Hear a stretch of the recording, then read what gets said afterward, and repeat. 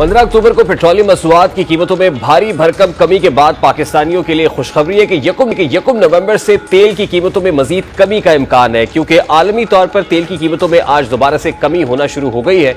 इसी वजह से पाकिस्तान में भी पेट्रोलियम मसनूआत की कीमतों में कमी का इम्कान है। आलमी मार्केट में इस वक्त ब्रेंट क्रूड के मुस्तकबिल के सौदों में $1.76 या 2% फी बैरल कमी हुई है, जिसके बाद ब्रेंट क्रूड की फी बैरल कीमत $88.07 हो गई है।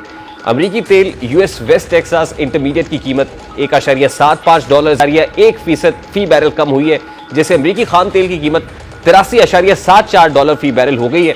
15 अक्टूबर को पेट्रोल की कीमतों में कमी के बाद इसराइल फलस्तीन तनाज़े के बाद खदशा पैदा हुआ था कि इसका असर आलमी मार्केट पर आएगा। ताहम इसका असर आलमी मार्केट तक पहुंचाने में जो तदारुक है उसकी कोशिशें भी की जा रही है और कोशिश की जा रही है कि एज मच एज पॉसिबल इसका असर जो तेल की मार्केट है इंटरनेशनल उसके ऊपर ना पड़े, जिससे कभी इम्कानात है कि 1 नवंबर को जो मकामी मार्केट है पाकिस्तान के अंदर भी पेट्रोलियम प्रोडक्ट्स की कीमतें खासी कम हो जाएंगी। अब कितनी होंगी इसका तयन यकीनन जो समरी ओगरा की तरफ से भेजी जाएगी उसमें ही किया जा सकेगा। ताहम ये हिट एंड ट्रायल से ये अंदाज़ा लगाया जा सकता है तकरीबन 35-36 रुपये पेट्रोल की फी लीटर कीमत में कमी वाक़ई हो सकती है अगर कोई breathing space internationally petroleum products की प्राइसेस में कमी से पैदा होती है। मौजूदा सियासी तसादुम के माहौल में मुतादिद सियासी अकाबरीन सियासी मफाहमत और बैनुल जमाती इश्तराकी अमल की तजवीज़ देते रहे हैं, लेकिन माजी में किसी सियासी जमात की तरफ से इस बारे में खुलकर बात नहीं की गई थी। लेकिन अब कुछ अरसे से सदर आरिफ अलवी और सीनियर सियासतदान मोहम्मद अली दुरानी मफाहमत कराने के लिए एड़ी चोटी का जोर लगा रहे हैं।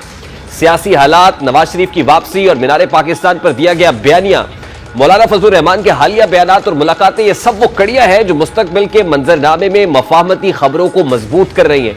गुज़श्ता रोज अहम मुलाकातें हुई। एक मुलाकात में मोहम्मद अली दुरानी की मौलाना फजलुर रहमान से ये मुलाकात और मोहम्मद अली दुरानी की दूसरी तरफ जो मुलाकात है वो कुछ और सियासी अकाबरीन से, फिर साबिक सदर आसिफ अली जरदारी और मौलाना फजलुर रहमान की मुलाकात, मोहम्मद अली दुरानी और पीडीएम सरबराह के दरमियान होने वाली मुलाकात के बारे में जो एलामिया जारी किया गया उसमें तो ये बताया गया कि मोहम्मद अली दुरानी की मौलाना फजलुर रहमान से मुलाकात हुई। उन्होंने मौलाना फजलुर रहमान से उनकी खुशदामन के इंतकाल पर ताज़ियत की और मुलाकात में मुल्की सियासी सूरत हाल, आइंदा के इंतखाबात समेत दीगर उमूर पर गुफ्तगू हुई। लेकिन ये असल कहानी नहीं है। इतलात है कि इस मुलाकात में सरबराह मौलाना फजलुर रहमान ने साबिक वफाकी वजीर मोहम्मद अली दुरानी से कौमी मफाहमत के एजेंडे पर किरदार की हामी भरी है। ज़राए के मुताबिक पहले मरहले में सियासी जमातों में राब्तों और मफाहमती एजेंडे पर इत्तफाक राय पर काम होगा। कौमी मफाहमत के एजेंडे पर मुशावरत के लिए पीटीआई से बातचीत का भी इम्कान है और पीटीआई पहले ही कौमी मफाहमत के एजेंडे पर इत्तफाक कर चुकी है। यह खबर इसलिए भी सच महसूस होती है कि कुछ रोज से मौलाना सबसे अलग ही चल रहे हैं।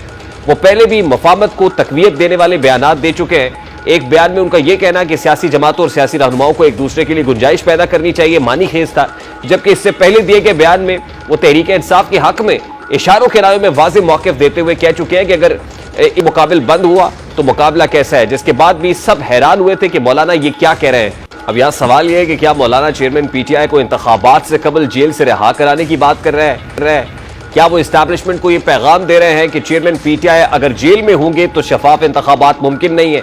दूसरी जानिब इस मुलाकात के बाद मौलाना फजलुर रहमान के साबिक सदर आसिफ अली जरदारी से भी अहम मुलाकात हुई। इस मुलाकात में मौलाना सेनेटर अब्दुल गफूर हैदरी, डॉक्टर आसिम हुसैन भी मौजूद थे और इस मुलाकात को भी इस तनाजुर में देखा जा रहा है। और पीपल्स पार्टी भी बहुत पहले से ही सियासी गुंजाइश और मफाहमत की बातें करती रही है। हालिया दिनों में खुर्शीद शाह, शेरी रहमान समेत पीपल के दीगर अकाबरीन मफाहमत की बात करते दिखाई देता है। प्रोग्राम का वक्त अपने इख्तिताम को पहुंचे, आपसे मुलाकात होगी इंशाअल्लाह कल। अपना रखिए, अल्लाह हाफ़िज़।